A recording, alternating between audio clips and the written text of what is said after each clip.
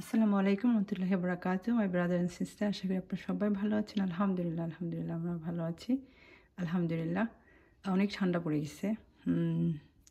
অনেক পাতা মরে গেছে।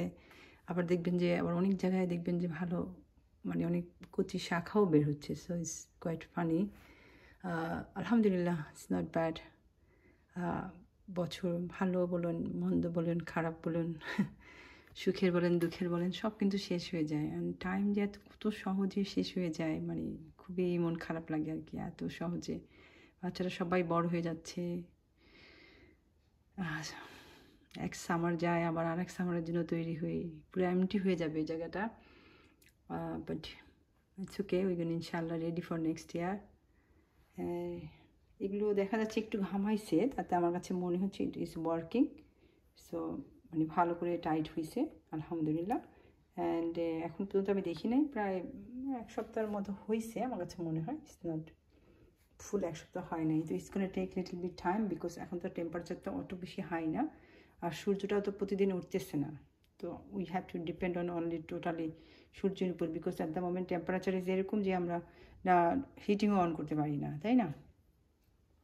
সো আজকে অনেক সুন্দর সূর্য উঠছে, তো ভাবলাম যে একটু হাঁটাহাঁটি করি গার্ডেনে। দ্যাটস অল, বিকজ তাহলে তো গার্ডেনে পাড়াও দেওয়া হয় না। চলুন আগে ফ্রন্টে নিয়ে যাই আপনাদেরকে।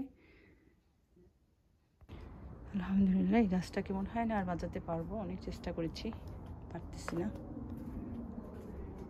দেখতেই পাচ্ছেন বেশি যে ভালো অবস্থা তা না।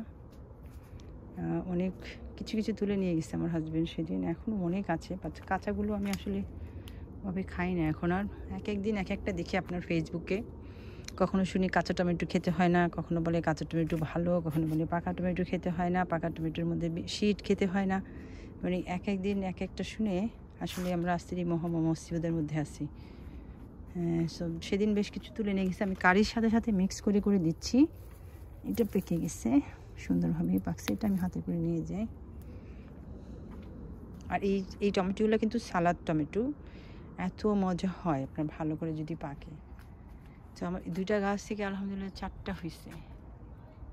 আবার এখনও আমি দেখি অনেক অনেক গাছে সুন্দর। এই শীতে আমাদের এই দেশে সুন্দর একটা জিনিস কি, ঘাসগুলো অসাধারণ, মনে হয় যেন কার্পেটের মতো, এত সুন্দর লাগে আর কি। এই যে দেখেন এখানে কতগুলো হয়েছে, বাট এবার গাছের হাইটটা ভালো হয় না, আর আমাকে এগুলো সব তুলে ফেলতে হবে, তা না হলে এই বাঁশগুলো ভিজে ভিজে নষ্ট হয়ে যাবে, তাড়াতাড়ি করে উঠায় ফেলতে হবে।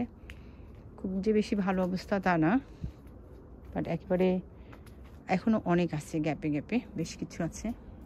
এখানে আরেকটা দেখা যাচ্ছে red, let me take that one too. একটু পেকে গেলে আবার কি হয়, পোকা খাওয়া শুরু করে দেয়। চলেন ব্যাকে যাই। অসাধারণ সুন্দর সূর্যটা, অসাধারণ লাগতেছে, আর যখন গায়ে পড়ে খুব ভালো লাগে। এখনও তো ফ্রোজেন হয়নি আপনার, ওই যে মাইনাস যে ফ্রিজিং যে কন্ডিশনটা, ওটা এখনও পাইনি। অনেকগুলো আপনার কালকেই তুলে নিয়েছি, উপর থেকে নিয়েছি। এখনও কিছু কিছু আছে আপনার এইরকম ছোটো ছোটো সাইজের, ওগুলোর জন্য মানে নতুনই হয়েছে, ওগুলো হবে কিনা আমি ঠিক বলতে পারতেছি না। তো তারপরেও আমি ভাবলাম যে থাকুক। আলহামদুলিল্লাহ এক কারির সময় নিয়ে নিয়েছি। আর নিচের অবস্থা দেখতেই পাচ্ছেন, প্রচণ্ড বাতাস যখন আসে তখনই বেশি প্রবলেমটা হয়ে যায়। এই সাইডে নাই, বেগুন গাছে এখনও বেগুন আছে। আর এই বেগুন গাছ 3টা তো অনেক সুন্দর, এখনও সুন্দর দেখা যাচ্ছে। আমি জানি না, আমি একজনকে দেখলাম কেটে পাতাগুলো সব কেটে ডালটা রেখে দেয়। আমি ট্রাই করব, দেখা যাক কী হয় ইনশাআল্লাহ। মরিচ গাছ যেটা যেটা রাখার আমি সেটা তো ঢুকাই ফেলছি একদম রুমে, আপনার সামার হাউসে। পরবর্তীতে আবার সরাই ফেলবো ইনশাআল্লাহ। ওখানে দেখা যাচ্ছে যে এখন নতুন করে 2-3টা কচু গাছ আছে, আমি বেশ কয়েকটা কচু গাছ উঠে তুলে ফেলছি। কালও কিছু আমি আপনার পটল তুলে নিয়েছি। পটল গাছ ওই যে বললাম ফানি, আপনার কোনো কোনো গাছ দেখবেন কোথাও কোথাও মরে গেছে, আবার কোথাও দেখবেন এত সুন্দর, হ্যাঁ নতুন আবার ফুলও হচ্ছে। এই যে দেখেন, দেখা যাচ্ছে ফুল হচ্ছে যে, এই যে দেখেন এখান থেকে কত ফুল হচ্ছে।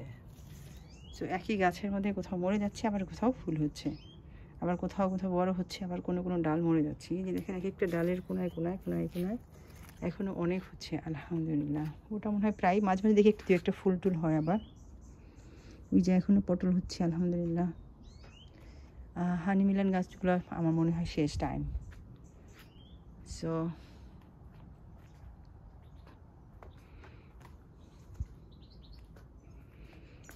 পুঁইশাক এবার কিন্তু পুঁইশাকের শীটগুলোও বের হইতে পারে নাই ভালো করে, কেনই যেন পুঁইশাক গাছটা এবার ভালো হয় নাই।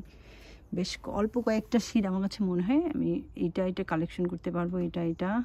এটা মানে হাইয়েস্ট 4-5টা, যদিও আমার অলরেডি বেশ কিছু আছে, বাস that's it. I think I am not gonna able to collect anything. I think গাছগুলো সব উঠাই ফেলবো, আমার পাতাগুলো নিয়ে সবগুলো মিলাই ঝিলাই একটা রান্না করে ফেলবো। আলহামদুলিল্লাহ প্রায় শেষ হয়ে আসতেছে গার্ডেনিং। আমি যে বিষয়টা নিয়ে আপনার লাস্ট ভিডিওতে কথা বলেছিলাম, আপনি জানি না আপনারা কীভাবে মনে করবেন। কি হয় স্কুলে আজকাল দেখা যাচ্ছে বাচ্চাদের একটু যদি দেখে, কিছু কিছু বাচ্চা, আমার বোনের একটা বাচ্চা, ওর কিন্তু 8 বছরে কথা শুরু করছে। আমার ইব্রাহিম কথা বলা শুরু করছে আপনার 4 বছরে। কি হয়েছে, ও যখন 2 বছর বয়সে, আমার স্পষ্ট মনে আছে, ও ক্লিয়ারলি বলছিল মালিহা। অ্যান্ড দেন ও সব বাচ্চার নেওয়ার ক্ষমতা, সব মানুষের, আমরা সব মানুষই ডিফারেন্ট। সো আমরা যেন ওই সুযোগটা না দিই যে কেউ ঠাস করে ট্যাগ লাগাই দিল। বিকজ আপনি দেখতে পাচ্ছেন একটা নর্মাল ওই পজিশনের জন্য, বিকজ এটা আবার অনেক সাফার করতে হয়। আমি সেদিন শুনলাম, ওইটা শুনেই আমি আসলে ভাবলাম যে আপনাদের সাথে সবার সাথে একটু ডিসকাস করি।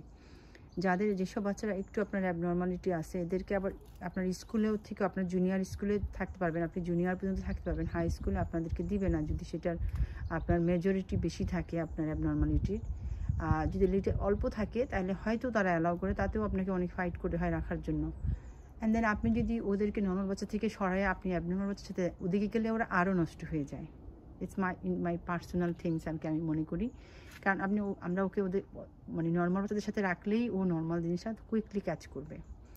অ্যান্ড দেন আমি শুনলাম কলেজেও এক মেয়ের কথা শুনলাম যে ওই মেয়েটাকে আপনার কলেজে নিচ্ছে না, কারণ তারা বলতেছে, আমি মেয়েটাকে দেখেছি, আমার কাছে মনে হয় না এরকম কোনো মেজরিটি আছে। সো এখানে না প্যারেন্টসদেরকে আপনারা দৌড়েই যেন অ্যাকসেপ্ট না নিয়ে নেন, চেষ্টা করেন বাসায় বসে। লাইক আমাদের ইব্রাহিমকে তারা কিন্তু অনেকবার বলছে, বিকজ ওর আপনার হাইটের গ্রোথটা খুব তাড়াতাড়ি হয়েছে, চলাফেরাও খুব তাড়াতাড়ি করছে, ও কিন্তু কোনো হাঁপুর পারে না, কিছু সরাসরি হাঁটা শুরু করছে। এটা ওর গ্রোথ ভালো হয়েছে, বাট ওই যে মানবিক মানে যেটা বিকাশটা সেটা একটু লেট হয়েছে। Now because of or more energy চলে গেছে ওর হাইটে, ওর গ্রোথে, সেজন্য ওর এদিকে একটু কম পড়ে গেছে। সেটাকে আমাদের প্যারেন্টস হিসেবে আমাদের ব্যালেন্স করতে হবে। ও যখনই যেটাতে পারতেছে না সেক্ষেত্রে হেল্প করতে হবে। যখন কথা বলার কথা বলছে আমরা দেখাইছি, ডাক্তার বলছে না ওর কোনো সমস্যা নেই, যেহেতু ও বাবা মা ডাকতে পারতেছে, বাকিগুলা ও কীভাবে হয়তো কমিউনিকেশনে বা ওর নিতে দেরি হয়ে যাচ্ছে, লার্নিংয়ে দেরি হয়ে যাচ্ছে, but doesn't mean he have any problem, আলহামদুলিল্লাহ। সো এরকম তারা যে কটাতেই বলছে এক্সেপ্ট ওর চোখেরটা নিয়ে, বিকজ ওই চোখটার কারণেই আমরা একটু ও একটু বিরক্ত ছিল, আমরাও বুঝতে পারি নাই যে আসলে ওর ভীষণ কোনো সমস্যা হচ্ছে। সো যখন আমরা ধরতে পারলাম, as soon he got the glass, his life is different হয়ে গেছে। বিকজ এর আগ পর্যন্ত ও তো এক্সপ্লেনই করতে পারতেছিল না যে আসলে ও কতটুকু মানে সাফার করতেছে। আমি নর্মাল যারা আমরা দেখতে পাই ভালোভাবে ক্লিয়ারলি, আমরা ওই পেইনটা বুঝবো না। আমরা যখন একটা জিনিস ক্লিয়ারলি দেখতে পাচ্ছি না, খুবই বিরক্ত লাগে। মানে যারা না দেখতে পারে তাদের জন্য খুব বিরক্তকর হয়ে যায়। আপনি নিজেই দেখবেন যে আপনি যখন কোনো কিছু একটা জিনিস করতে পারতেছেন না, ইটস ভ্যারি খুবই বিরক্ত তৈরি হয়। তো ছোটো বাচ্চা যেহেতু ওদের হয়ে যায়, সো ওখানে আমাদের একটু ওইটার কারণেই টিচাররা অনেক কিছু বলা শুরু করছে। তো এরকম হয়তো অনেক বাচ্চাদেরকেই বলে। অ্যাজ এ প্যারেন্টস আমরা যদি ওটাকে দেখি, ওটা নিয়ে কাজ করি, আর এটার জন্য সবচেয়ে ইম্পর্টেন্ট কি অবজার্ভ করা বাচ্চাদেরকে। আপনি কীভাবে অবজার্ভ করবেন, যখন আপনি ওদেরকে সময় দেবেন। আমরা দেখলাম যে সব কিছু তারা অতিরিক্ত যখনই বলে তখনই আমরা যখন এটা নিয়ে একটু দেখি, আমরা চেক করি, আস্তে আস্তে হি বিকাম বেটার। সো আলহামদুলিল্লাহ। সো আমি বলবো না যে সব বাচ্চাই আমাদের মতো একটু দেখলে শুনলে হয়ে যাচ্ছে, বাট আমার কাছে মনে হয় যে বাচ্চাগুলো আপনার বার্থ থেকে না, তাদেরকে আমরা ইনশাল্লাহ কন্ট্রোল করতে পারবো, মেনটেন করতে পারবো। নাও কিছু কিছু বাচ্চা আছে হাঁটার মধ্যেই দেখবেন আপনি, ওইগুলো দেখলে আপনি বুঝবেন যে এদের মধ্যে অ্যাবনর্মালিটি আসা শুরু করছে। If you can maintain it, control it, and right টাইমে রাইট ফুডটা যদি পড়ে যায়, ফুড ইজ কতটুকু যে ইম্পর্টেন্ট আপনারা ওদেরকে ভাষায় প্রকাশ, রাইট সময় যদি আপনি নিউট্রিশনটা রাইট না পড়ে, একটা বাচ্চা আপনি কীভাবে বুঝবেন আপনার বাচ্চা রাইটভাবে গ্রো হচ্ছে না যদি আপনি অবজার্ভ না করেন? আর দিস ইজ দ্য রিজন একজন মাকে সবসময় বাচ্চা হইলে আমি বলবো 8 বছর পর্যন্ত ডেফিনেটলি জবে যাওয়া ঠিক না আমি মনে করি। বাট তারপরেও এক একজনের ফাইন্যান্সিয়াল অবস্থার উপরে ডিপেন্ড করে। কারণ কি আপনাকে অবজার্ভ করতে হবে একটা বাচ্চাকে রাইট গ্রোথের জন্য। আপনি দেখতে হবে ও কোথায় কী পাচ্ছে, কতটুকু নিউট্রিশন পাচ্ছে, বিকজ ওর যখন মানে মেইন সব কিছু তৈরি হওয়ার সময় ওই সময় যদি আমরা ঠিকমতো সব কিছু না দিতে পারি তাহলে কিন্তু একদম নষ্ট হয়ে গেলো। বিকজ আপনি কার জন্য আসলে কী করছেন, শেষমেশ আপনাকে সেই আপনি পরিস্থিতিতে পড়ে যাবেন।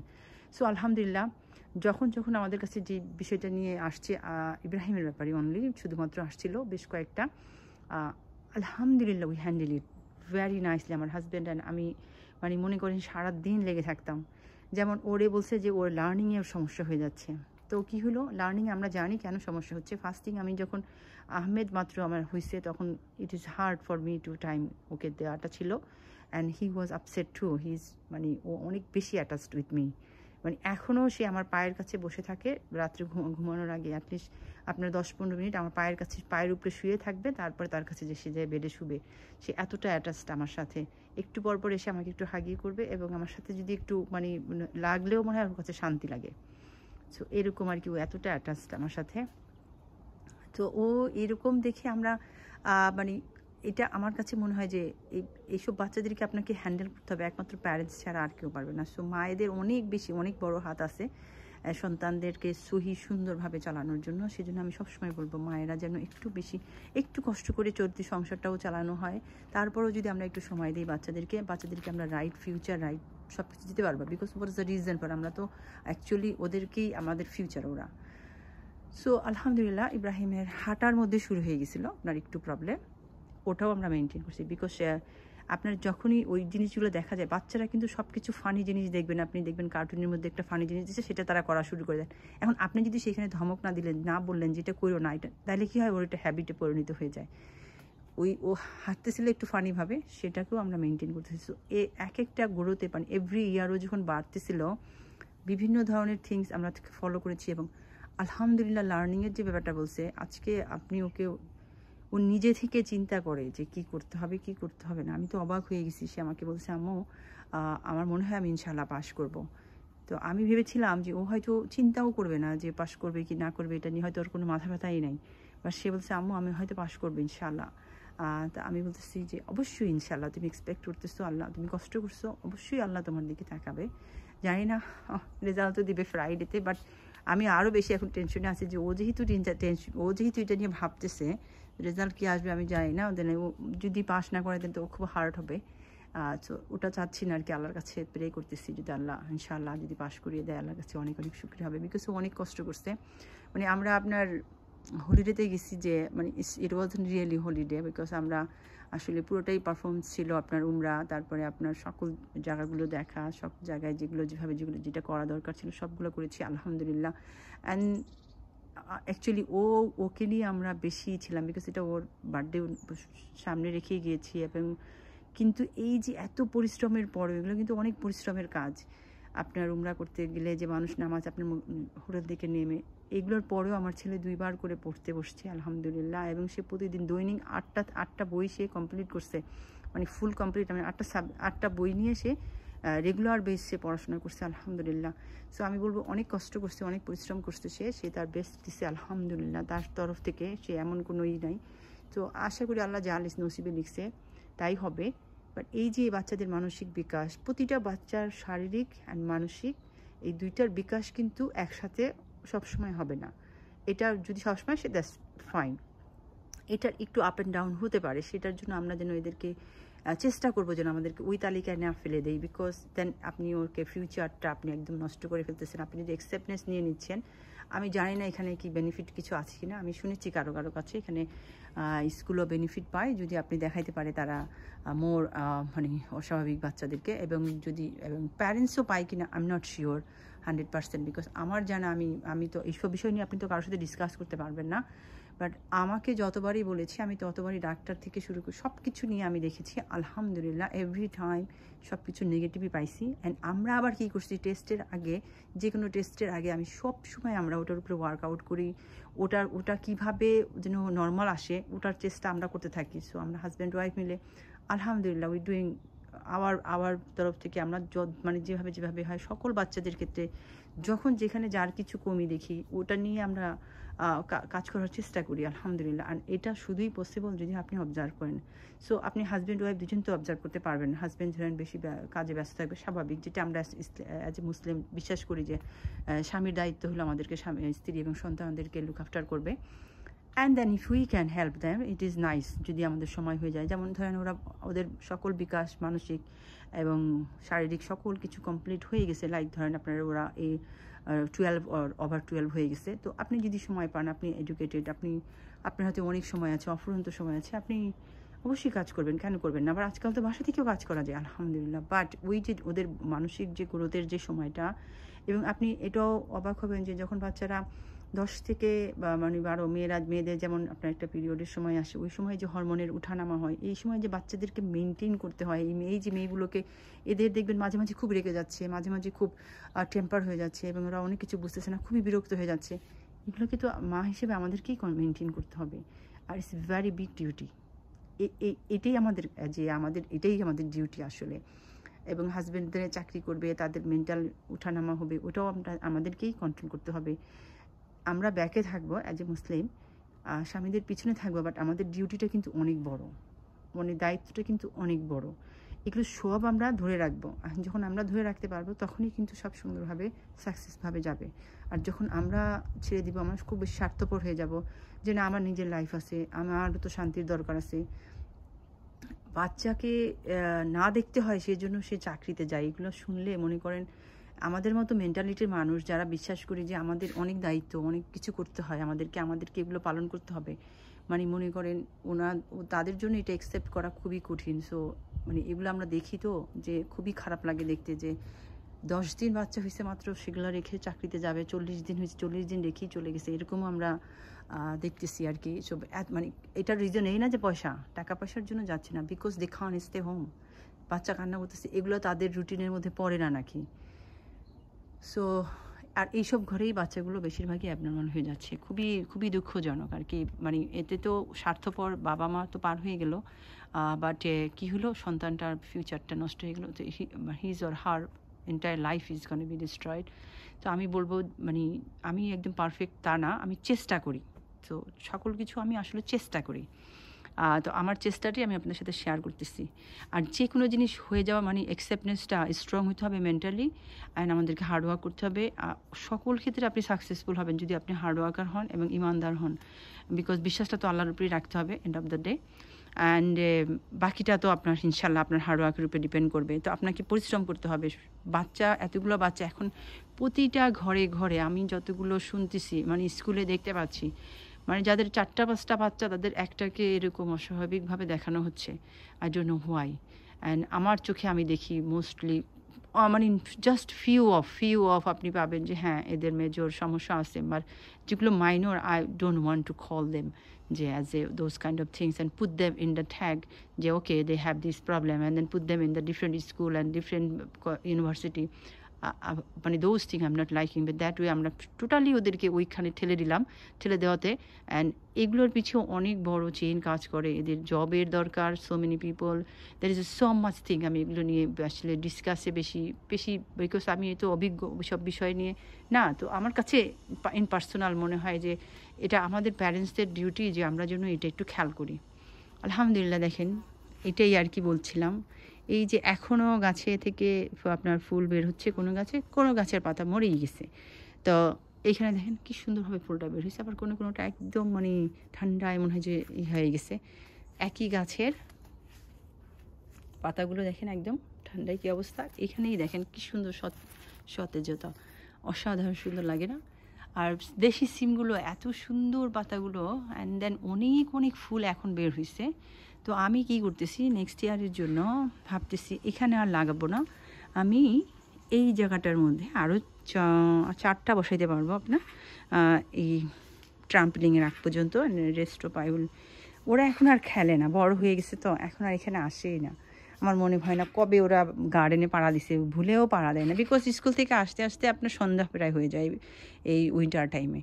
দে don't have time to come down outside. আর খোল থাকার কারণে বাচ্চারা ওয়েট থাকার কারণে they really don't like. Even এই রুমটা মনে হয় আমরা হার্ডলি ইউজ করি, হার্ডলি, মানে আমি শুধুমাত্র আইসা একটু ফ্রিজটা ইউজ করি আর কি, বসাই হয় না। সো এই তো আসলে আমি খুব কনসার্ন থাকি শুধু আমার বাচ্চা নিয়ে না, দুনিয়ার সকল বাচ্চা নিয়ে। I don't know why Allah made me like that. আমি সব সময় চিন্তা করি সকল বাচ্চা, আমি রাস্তাঘাটে কোথাও কোনো মানে বাচ্চাদের প্রতি অবহেলা, বাচ্চাদের প্রতি একটা অনীহা, যে সব মানুষদেরকে আমার একদম ঘৃণা লাগে, ওই সব প্যারেন্টসদের প্রতি আমার একদম মানে ঘৃণা করা উচিত না কাউকে, বাট আমার হয়ে যায় আর কি। আমি একদম অপছন্দ করি। বাবা মা ডেফিনেটলি কেয়ার করবে, অনেক ভালোবাসাটা এটাই ওদের কাছে, আমাদের কাছে অনেক বেশি এক্সপেকটেশন, অনেক বেশি স্বার্থপর যেন আমরা না হয়ে যাই। এটাও দেখেন ঘুরে ঘুরে যে বাতাসে সব ফেলে দিছে, হয়েই যাচ্ছে। যেটা হবার, যেটা হবেই আলহামদুলিল্লাহ, এখনও আছে আলহামদুলিল্লাহ, খুব ভালো লাগে দেখতে। এখন ওই যে ওগুলো আছে, এত রান্না করতে করতে আমি একদম টায়ার্ড, মনে করেন প্রতিদিনই রান্না করতে করতে একদম টায়ার্ড হয়ে যায় আর কি। হার্ডলি এই টাইমটাতে শুধুমাত্র ওদেরকে নামিয়ে দিয়ে এসে তারপরে একটু হাঁটার চেষ্টা করি আজকাল, একটু হাঁটার পরে তারপরে চেষ্টা করি যে একটু বাচ্চাদের পড়াশোনা নিয়ে বসি, যে কার কোনটা করতে হবে, কোথায় কী করতে হবে, এগুলো সব চেক করে সব রেডি করে রেখে তারপরে তারপরে যে এখন একটু আপনার যদি সুন্দর ওয়েদার হয় তাহলে একটু বের হই গাড়ির দিকে। আর তা নাহলে এখন আর বেরই হওয়া হয় না। আমি এইটা দেখি না যে এটা কখন ফুটলো বা এটা বড় হবে কিনা আমি জানি না, কারণ আমি তো পলিনেশন করে দিই না। এখন আপনার ইচ্ছে যদি পলিনেশন হয়ে থাকে তাহলে এটা হয়ে যাবে, আর তা নাহলে নষ্ট হয়ে যাবে। I haven't seen that one, but আমি এই যে এটা করে দিছি, দেখেন অল্প কয়েকদিনের মধ্যে কত বড় হয়ে গেছে এই ঠান্ডায়, অথচ এদিকে গাছের পাতাও মরে যাচ্ছে। আল্লাহ ভালো জানেন, হেফাজতের জন্য তো আল্লাহই যথেষ্ট।